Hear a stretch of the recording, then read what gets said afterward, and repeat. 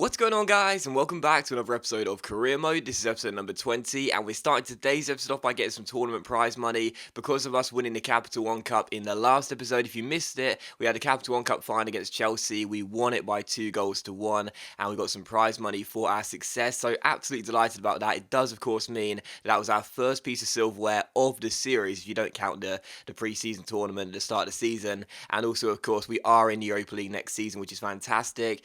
Following that, we had some training drills and also a squad report as well, so you can take a look at how some of the players are developing. Now, just quickly, I will say, we're all pleased about the training feature and everything. That's great, and I'm really pleased EA have added that, but it's still ridiculous how some of my players just aren't growing. And I know the whole point of the training feature is that you can develop those players that aren't growing, but you still expect some of those players to grow. So, yeah, the squad report, it is coming together quite nicely as Watford side. I am liking it and everything, but I'm still frustrated at the lack of growth for certain players in the team. I mean, Troy Deeney is just on fire. Yeah, he's yet to grow a single attribute in any way whatsoever, and even the players that actually have potential are still yet to go up as well.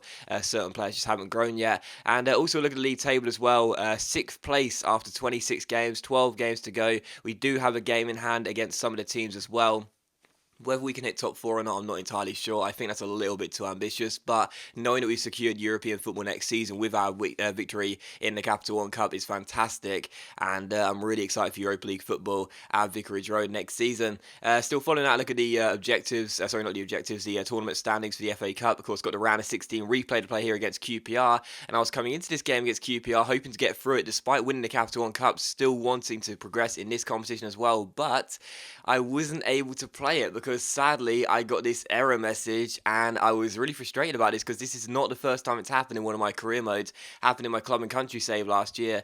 Just couldn't finish a game. This one I couldn't start, but I came back into the game after I'd had the error message, reloaded the game back up again, got myself back into my career mode save, picked the exact same team, or I think the exact same team. Got myself into the game again, didn't mess around with any of the settings or anything, but got myself ready to play the game again, but as you'll see, sadly, I just wasn't able to play it. The error message just kept coming up. I did it 3 times. You'll see 2 of the 3 I did here, just changing the team right here. Sadly, I just kept on getting the error message, and I couldn't play this game, so really, really frustrated about that, because as you guys know, I don't like simulating games. I don't mind simulating friendlies, or international tournament games, but I like to try and play pretty much every single competitive game out there. But unfortunately, I just kept getting this error message. It was the same one, and I've had a few people say they've also had error messages like this as well that have stopped them from playing games, prevented them from playing games. They've had to simulate or go past a date on the calendar. So unfortunately for me, although I really wanted to play this game against QPR, I couldn't play it. It just would not let me play it, and because of that, I had to simulate it. So I do apologize for that. Again, if this is the first career mode save of mine you've watched, then basically I do try and play pretty much every single competitive game there is for the club, but sadly I just couldn't play this one, and I had to go ahead and simulate it. In the end, it's okay because we actually got through by 2-1, and we're through to the quarterfinals of the FA Cup, which is great. But it's still like, it's still frustrating. It's still frustrating knowing that I wanted to play that game and I just couldn't do so. So I do apologise for those that don't like simulation. I like to play all the games as well, but sadly, just wasn't possible there because of the error messages, which is really frustrating.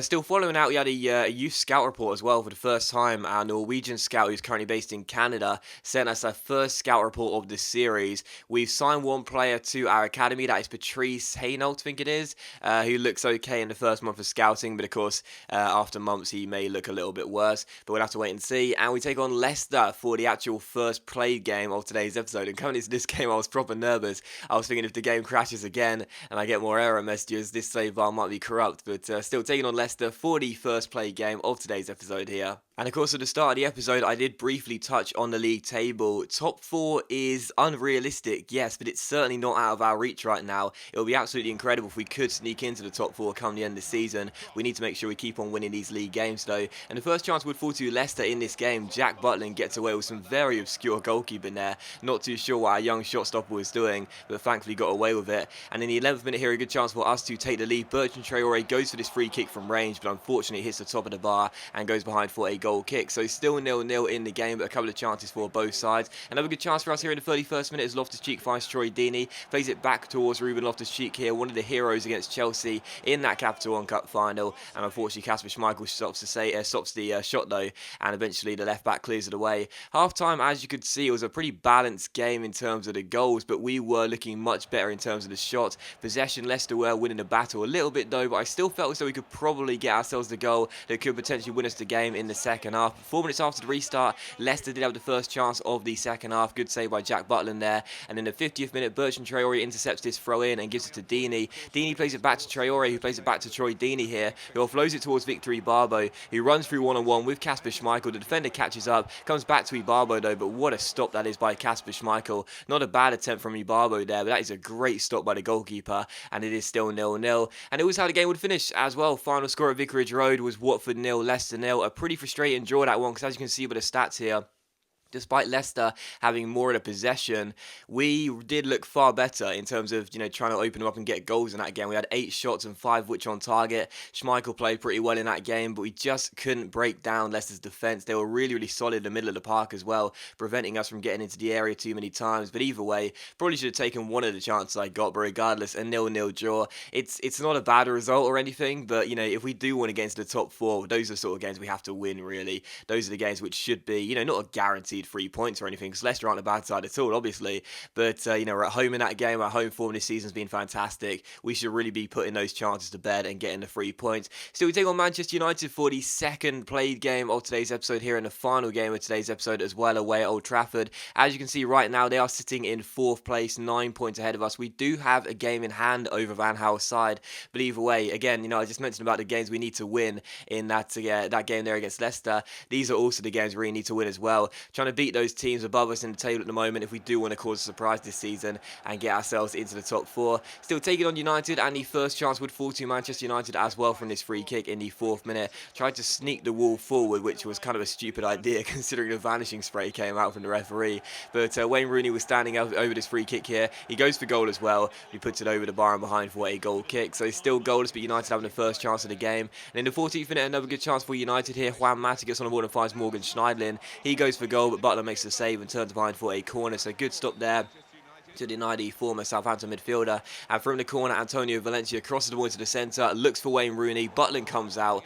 Not the best piece of goalkeeping, but he gets it behind for a corner, so that's the most important thing, and it's still 0-0. And from the other corner, Valencia crosses the ball into the centre once again, looking for Juan Mata. Once again, Butland comes for it. Gets a good punch on it this time, though, but it falls to Phil Jones, who finds Michael Carrick. United keep the chance alive here, and Carrick slides it inside towards Mata, who gives it to Memphis Depay. He goes for goal, puts the shot wide of the post on behind for a goal kick. So still 0-0 in this game. In the 30th minute, though, another good chance for Manchester United as Wayne Rooney goes down the left-hand side for the home side, picks out Morgan Schneiderlin, and again the French midfielder goes for goal. This time he kind of the target, though, and he goes behind for a goal kick. So still 0-0. But at half-time, as you could see, United were looking the better side. We weren't, not in this game at all, but United's pressure was beginning to look very, very likely to pay off at some stage. Once again, they went pretty close here in the 53rd minute. Jack Butler makes a great save to deny Juan Mata and keep it at 0-0. In the 56th minute, a great chance here from us on the counter as Valencia swings in this corner to the centre here. Butland doesn't come for it, and it falls to Danny Rose, who flicks it through towards Victor Ibarbo.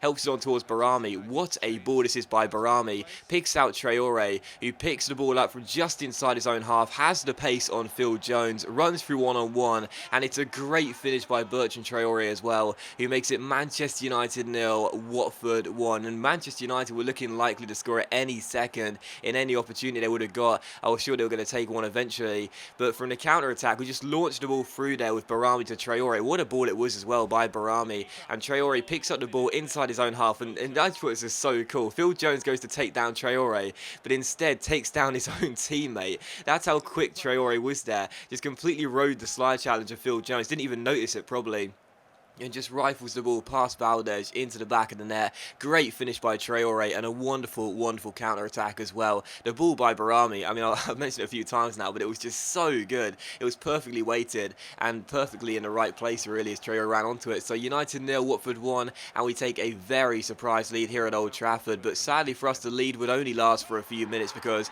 I thought Traore's goal was pretty nice, but this has got to be one of the goals of the season scored against me. Memphis Depay with an absolute absolute thunderbolt from range in the 62nd minute here. The AI rarely ever score wonder goals against me. It happens like once or twice a series, really. Most of their goals, just come from inside the area usually. Never too many great long-range strikes, but look at this from Depay. Sets his feet, shuffles on the turn, and on a half volley, well, it's not really a half volley, but it's the way the ball bounced, really. But either way, the strike by Depay, look at that. That is just absolutely superb. And Butland, who's had a great season, one of the best goalkeepers in the league on current form, is getting absolutely nowhere near that one. That is right into the top corner. That is a great strike by Depay, and sadly for us, our lead at Old Trafford lasts for no longer than 5 minutes. So United won, Watford won. Had another good chance here in the 86th minute to possibly seal the win for us and make sure he would get the 3 points, but unfortunately Danny Rose drags his shot wide of the post and behind for a goal kick. And it was how the game would finish. Final score, Manchester United 1, Watford 1. So disappointing to have 2 draws in a row, but